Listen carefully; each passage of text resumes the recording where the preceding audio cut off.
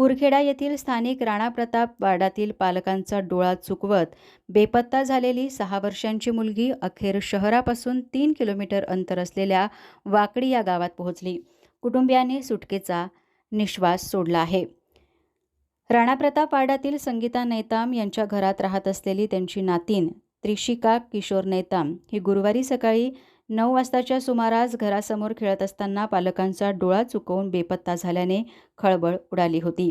थोड्याच वेळात सदर बाब लक्षात येताच कुटुंबियांनी आणि वाडवासियांनी सर्वत्र तिचा शोधाशोध सुरू केला.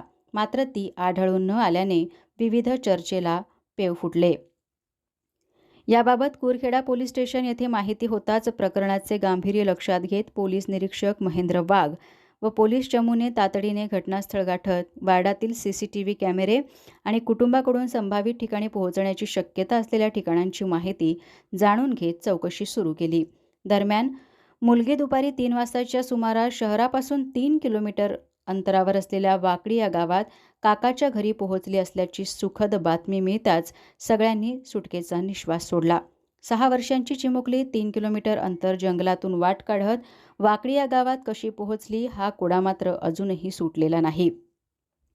मुलगी पायी चालतच वाकडी येथे पोहोचली अशी माहिती पोलिसांनी दिली आहे व नागरिकांनी आपल्या लहान पाल्यांच्या हालचालींकडे दुर्लक्ष करू नये आणि कटाक्षाने नजर ठेवावी असे आवाहन पोलीस निरीक्षक महेंद्र वाघ यांनी केले आहे.